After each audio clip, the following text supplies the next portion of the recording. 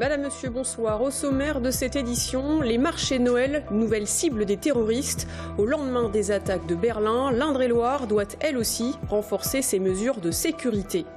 Meurtre à Beaumont-la-Ronce, un homme a été tué la semaine dernière de 5 balles. L'auteur a été arrêté. Et puis à la fin de ce journal, nous vous emmènerons dans le Chinonais à la découverte, vous le verrez, d'une truffière unique en son genre. Je vous le disais en titre, nouvelle attaque terroriste, cette fois à Berlin. Hier, un camion a foncé sur la foule d'un marché de Noël, faisant au moins 12 victimes. Une attaque qui réveille de douloureux souvenirs en France et qui provoque un nouveau sursaut sécuritaire. En Indre-et-Loire, le préfet a annoncé de nouvelles mesures pour protéger la population. Explication, Amanda Breuer-Rivera. Plus de sécurité sans gâcher la fête. C'est la délicate mission du préfet le jour après l'attaque de Berlin. Et ces premières mesures impactent le marché de Noël de Tours. Retour du contrôle systématique des sacs et des manteaux, recrutement de nouveaux agents de sécurité, fermeture des points d'accès des rues Victor Laloux et du Grand Passage et augmentation des patrouilles de police, aussi bien à l'intérieur qu'aux alentours du marché. Il faut que les gens continuent à venir, évidemment, il ne faut pas changer, mais avec toujours cette petite vigilance citoyenne, on va dire, supplémentaire. Et nous, côté ville, on met tout ce qu'on peut mettre en place, évidemment, pour sécuriser le marché de Noël, et il est sécurisé. Autre objet de préoccupation des autorités, les messes de Noël. Le dispositif sécuritaire va être renforcé samedi soir autour de la basilique et de la cathédrale de Tours, tout comme dans les autres églises à forte affluence du département, comme à l'île Bouchard, Loches ou Chinon. Pour le préfet, il faut dissuader sans alarmer. L'Indre-et-Loire n'est pas l'épicentre du terrorisme. Moi, j'ai environ une centaine de personnes qui sont suivies par les services de renseignement et j'en ai une dizaine qui sont plus particulièrement suivies. Maintenant, ceux qui commettent des attentats ne sont pas forcément celles qui sont les plus suivies. On garde les yeux ouverts, les oreilles à l'écoute et on fait en sorte, en liaison avec les maires et les organisateurs de ces moments festifs auxquels est légitimement attachée la population de ce département, que ces moments se passent bien. Cependant, ce nouveau drame lié au terrorisme soulève, selon le préfet, 2 problèmes structurels de sécurité à Tours. D'une part, il invite la municipalité à déplacer les prochaines éditions de son marché de Noël sur un site moins émietté et moins proche des voies de circulation. D'autre part, il juge la rue nationale trop poreuse et vulnérable à une intrusion de voitures. Si pendant les fêtes, les patrouilles de police vont être multipliées sur cette artère, il invite la ville à se pencher sur une solution plus pérenne. Dans l'actualité également, ce fait divers, un homme de 41 ans tué par arme à feu. Les faits se sont déroulés la semaine dernière dans le secteur de Beaumont-la-Ronce au nord-ouest de Tours. L'auteur présumé, âgé de 35 ans, a été arrêté et a reconnu les faits sans donner d'explication pour le moment. Le point avec Aurélie Renaud. 50 gendarmes déployés, un hélicoptère et 4 équipes cynophiles. Énorme dispositif pour tenter de retrouver le corps de Serge Delard, un homme originaire de Guadeloupe, installé en région parisienne. Sa disparition a été signalée mi-décembre par Julien Touvenin, 35 ans. Il vit à Beaumont-en-Véron. Il se rend à la brigade de gendarmerie de Neuilly-Pompière et indique être inquiet.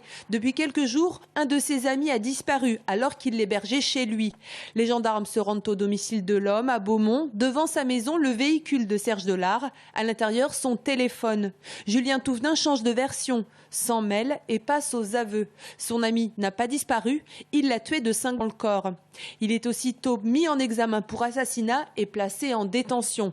Le corps de la victime sera retrouvé grâce aux indications de l'auteur présumé. Ce dernier est originaire de la Vienne, ancien chauffeur. Il est aujourd'hui sans emploi et vit depuis 4 ans dans le village avec sa compagne. Le couple semble entretenir de bonnes relations avec le voisinage, des voisins qui ont déjà vu la victime. Je l'ai déjà vu, oui, ensemble, plusieurs fois même. Il m'a dit que son copain il était venu, je crois que c'est jeudi matin ou mercredi matin, et puis depuis il n'avait plus de nouvelles, alors ça l'inquiétait. C'est des gens très gentils. Pour moi, ils étaient très gentils, prêts à rendre service. Bien. Pour moi, c'est des personnes bien. L'enquête doit déterminer quelle relation l'auteur présumé des faits et la victime entretenaient, d'où provenait l'arme qui n'a aujourd'hui pas été retrouvée et surtout pourquoi Julien Touvenin a tiré sur la victime qu'il semblait connaître depuis plusieurs années. S'agit-il d'une histoire de stupéfiants car l'auteur présumé avait en effet été incarcéré plusieurs mois en 2015 pour vente et transport de cannabis. En bref, grave accident hier soir dans le Loir-et-Cher sur la commune de Couffy. Vers 18h, un jeune conducteur roulait sur la départementale 17 quand il a heurté un poteau téléphonique en bois. Très grièvement blessé, le jeune homme n'a malheureusement pas survécu malgré l'intervention des secours. Il était âgé de 20 ans. Dans le dossier Tours Métropole, les députés ont adopté aujourd'hui le projet de loi par 245 voix pour et 188 voix contre. Pour autant, le parcours législatif n'est pas encore terminé. Ce vote solennel en séance publique sera suivi demain d'un réexamen du texte par une commission mixte paritaire réunissant sénateurs et députés. Puis il passera devant le Sénat et enfin de nouveau l'Assemblée nationale pour un vote définitif début 2017. Dans le reste de l'actualité, la maison d'arrêt de Tours, trop vétuste et non conforme aux règles de sécurité. C'est en tout cas le constat du rapport récent de la commission de sécurité incendie. Il y aurait donc un risque réel pour l'établissement déjà surpeuplé avec près de 220 détenus, mais aussi pour le personnel. L'Observatoire des prisons a saisi le Conseil d'État en urgence et le dossier devait être examiné par la justice ce mardi. C'est le passage obligé quand vous visitez un château, la boutique de souvenirs. Crayons multicolores, chevaliers miniatures ou encore mugs aux couleurs de la Touraine. On y trouve de tout. Véritable poule aux œufs d'or pour les sites touristiques. Elle représente parfois près d'un tiers du chiffre d'affaires global sur une saison. Un business lucratif et en constante augmentation qu'il faut savoir renouveler chaque année. Reportage de Clémence Drouet et d'Alice Gobot. On a ces fameux crayons tout simples. Il y a marqué Château Royal d'Amboise, donc ça c'est le petit cadeau pas Comme cher, ce crayon, les prix dans les boutiques de châteaux sont élastiques. De 45 centimes pour une carte postale à 250 € pour un bijou, il y en a pour toutes les bourses. À Azay-le-Rideau et à Amboise, le panier moyen d'un client tourne autour de 10 €. Si les Français sont plus économes, certains touristes étrangers font grimper la moyenne. La Russie, tous ces pays-là, par contre, quand ils achètent gros. Par exemple, on a eu un panier cet été à presque 400 €. Les châteaux se vendent désormais comme des marques, porte-clés, puzzles, livres. Les touristes raffolent des produits estampillés. Les années passent, mais les habitudes de consommation des visiteurs ne changent pas, même si de nouveaux modèles sont créés chaque année.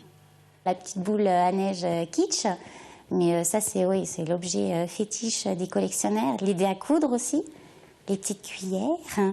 Durant les vacances de Noël, 1500 visiteurs passent chaque jour par la boutique du château d'Amboise pour emprunter la sortie. En 5 ans, la fréquentation durant cette période a bondi de 60%, une aubaine pour ces professionnels du tourisme. À Azay-le-Rideau, le chiffre d'affaires de la boutique représente un tiers du chiffre d'affaires global. À Amboise, environ 20%, comme pour Chambord.